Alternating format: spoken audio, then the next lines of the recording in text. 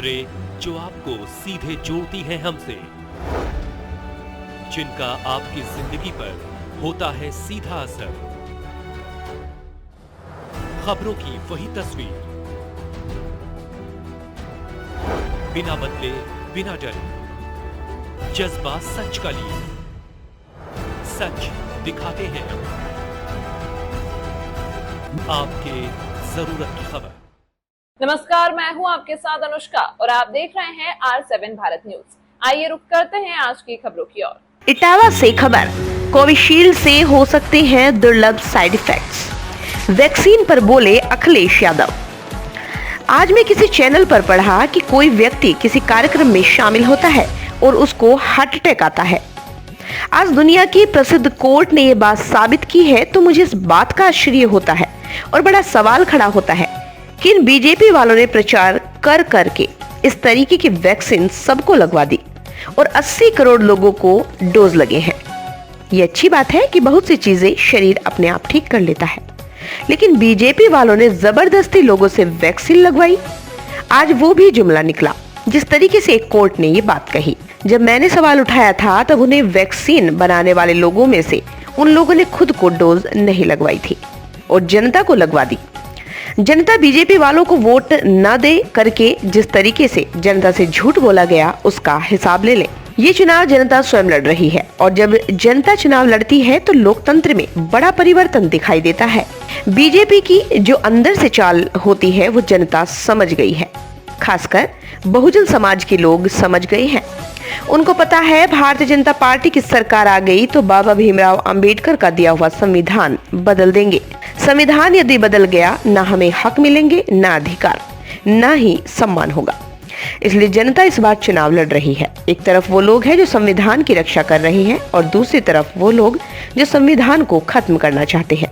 ये समुद्र मंथन की तरह संविधान मंथन का चुनाव है। मुझे विश्वास है कि इस बार भारत की गंगा जमुना तहजीब भाईचारे का चुनाव होगा और इस बार भारतीय जनता पार्टी की हार होगी। प्रदेश के बड़े मंत्रियों में से एक मंत्री है जिनकी किसी भी अस्पताल में चले जाओ ना ही सही से इलाज है ना ही सही से दवाई। उत्तर प्रदेश में किसी भी गरीब को सरकारी अस्पताल में इलाज नहीं दे पा रहे हैं। ये चुनाव जनता स्वयं लड़ रही है और जब जनता चुनाव लड़ती है तो लोकतंत्र में बड़ा बड़ा परिवर्तन दिखाई देता है। और बीजेपी की जो साजिश है, बीजेपी के जो षड्यंत्र है और बीजेपी की जो अंदर से चाल होती है वो जनता समझ गई है और खासकर वो लोग समझ गए, बहुजन समाज के लोग, जिन्हें लगता है और जिन्हें पक्का ये हो गया है कि भारतीय जनता पार्टी की सरकार आ गई तो बाबा साहब भीमराव अम्बेडकर जी का दिया हुआ संविधान ही बदल देंगे। संविधान अगर बदल गया तो ना हमें हक मिलेगा, ना हमें अधिकार मिलेंगे, ना हमारा मान सम्मान होगा। इसलिए चुनाव जनता लड़ रही है। एक तरफ वो लोग हैं जो संविधान की रक्षा करना चाहते हैं, दूसरी तरफ वो लोग हैं जो संविधान के भक्षक हैं। तो इनके बीच में चुनाव होने जा रहा है।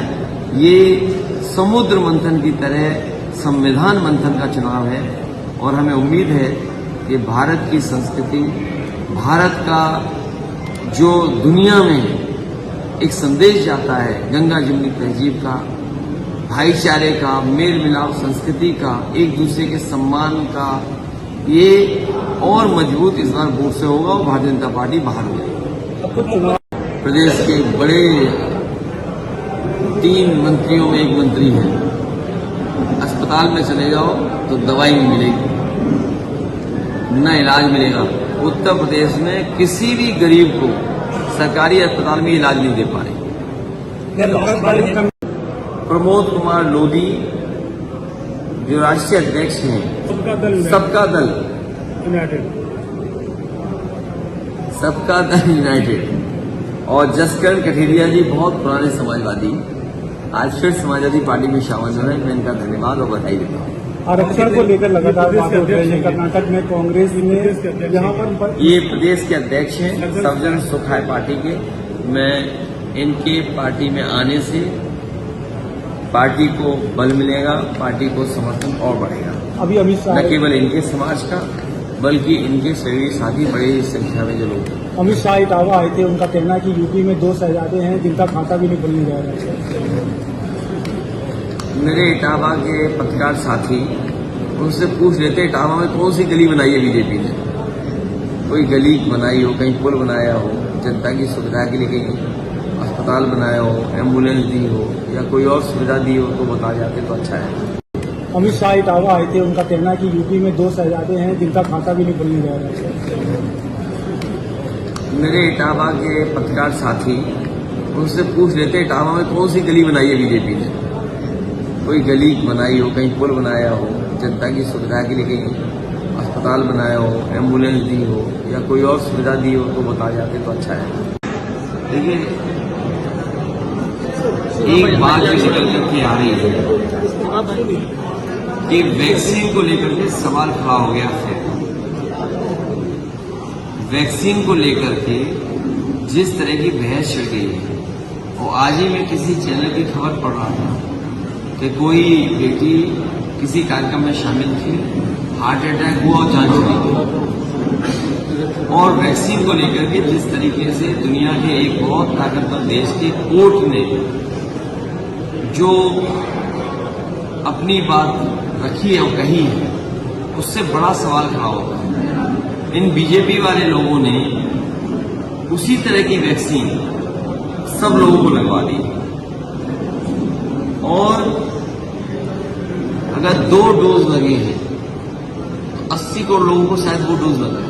80 करोड़ डोज, 80 करोड़। ये तो अच्छी बात है कि शरीर कुछ चीजें अपने आप ठीक कर लेता है।